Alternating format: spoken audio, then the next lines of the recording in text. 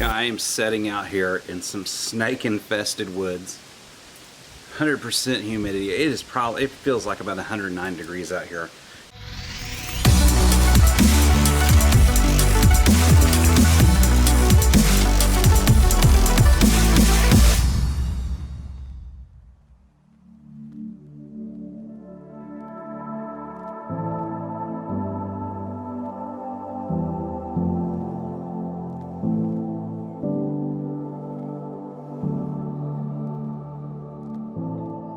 You ever get that sinking feeling in your stomach when you find out someone's lied to you? The best way to describe it is kind of a not-so-fresh feeling.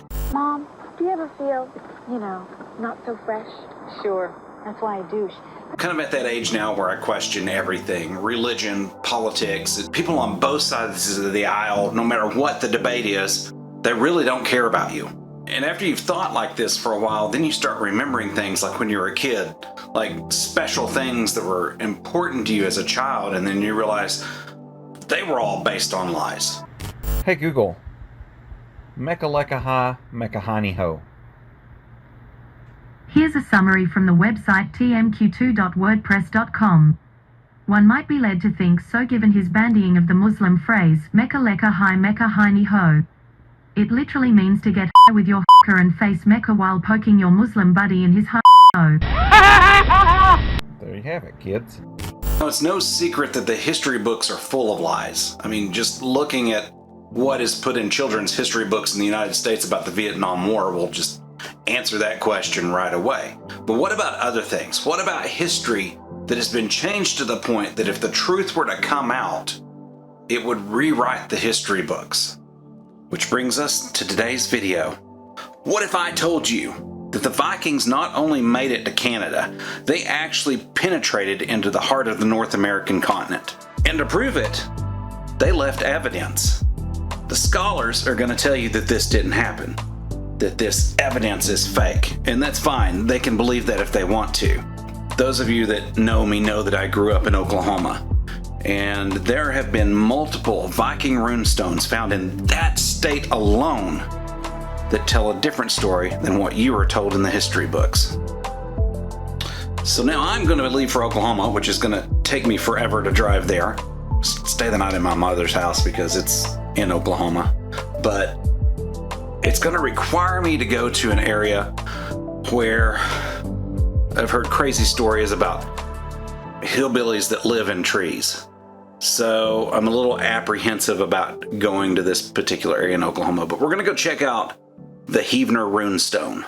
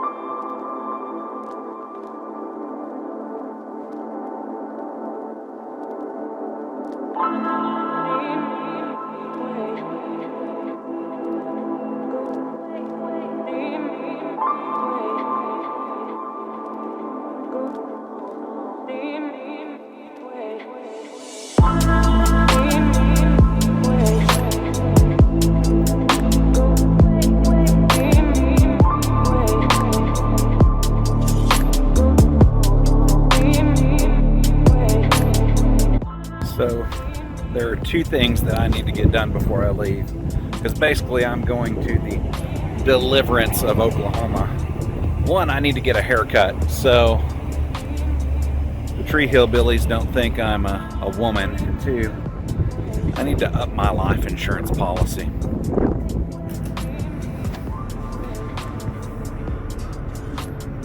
Because I've got a pretty mouth.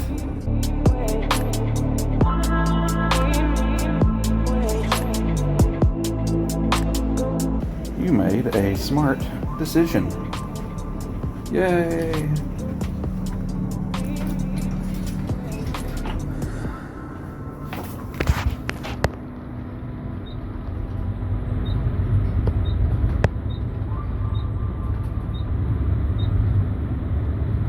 What is X? What does X mean? Why are the walls padded in here? What's up with that?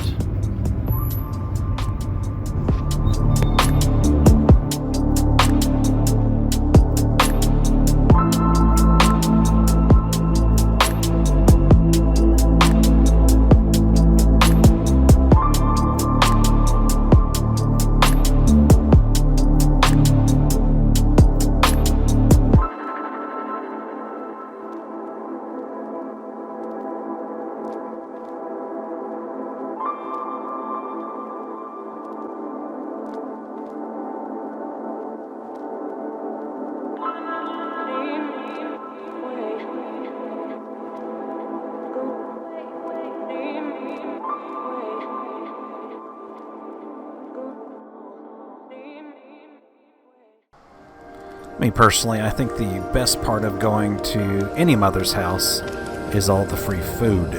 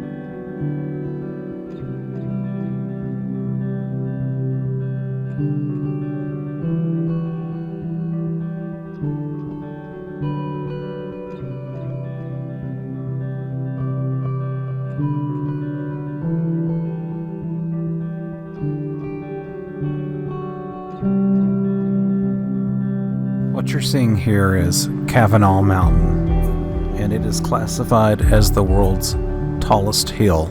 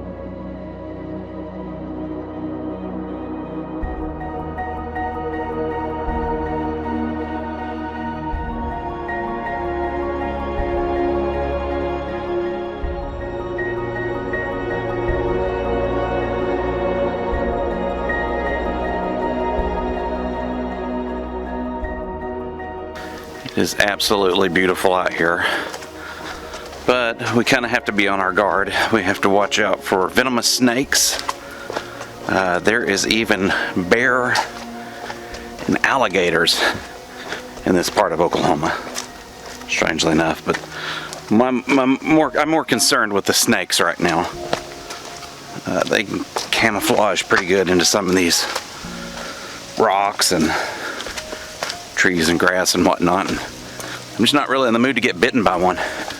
Now, according to some, there was actually a Viking body found buried here, along with a sword in a chamber that has supposedly been buried at this point. I don't have any proof of that, but that's just what I've heard. There's a natural spring that comes down here, moves down by the runestone. The closer you get, we'll start to hear water.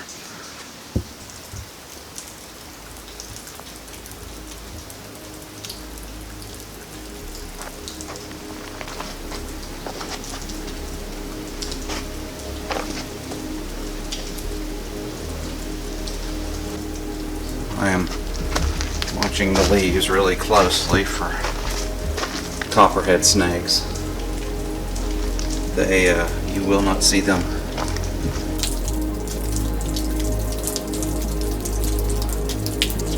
Not gonna lie, that water looks kind of refreshing. I might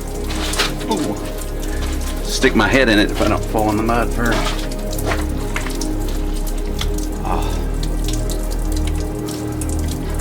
Oh, it's like super cold. It's nice though.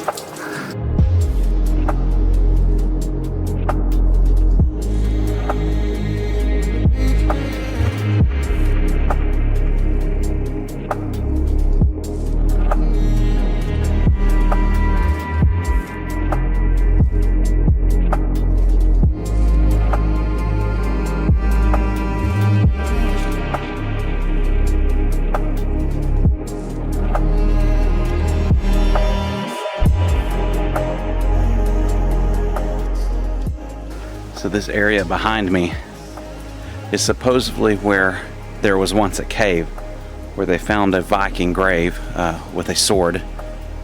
As you can see, the rocks have all fallen off from the cliffs above and probably covered it over the years, but supposedly it's right there, right about where that marker is.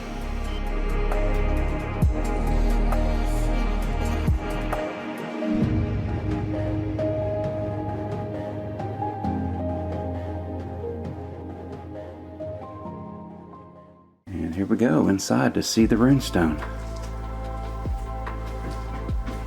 Check that out. It is massive, guys.